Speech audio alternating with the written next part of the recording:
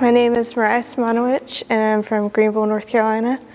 Before Christ, I was raised in a Christian home, and around 6 years old, I expressed interest in Christ, and I kind of noticed that there was a void between me and God. And so one night, I think I remember asking my dad to pray with me, and at 8 years old, I was baptized, but I didn't see fruit in my life until I was around 15, and I began to experience more a grace-filled approach instead of living life in a legalistic way.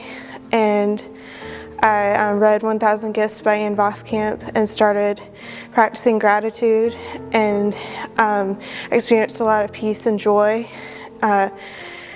And then when I was around 17, I discovered the ministry 60 Feet, who helps the imprisoned children of Uganda. And I began to experience God's compassion in a really tangible way as I served and went to Uganda a couple times. And when I was in my early 20s, my parents separated. And at that point, I had a very broken relationship with my dad.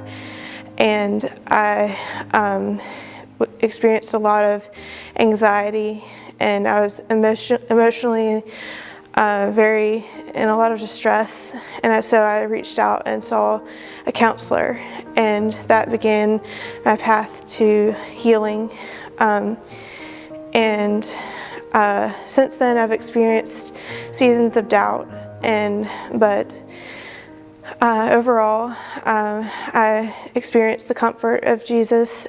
I experienced change in the gospel through, one of my favorite verses is Zephaniah 3:17, that talks about the Lord rejoicing over you with singing. And I never really had the approval of my dad, so that's been a really comforting verse. And so when I started to pursue Christ when I was around 15, it changed from it being a legalistic check off the list thing of reading my Bible to experiencing Him in a different way.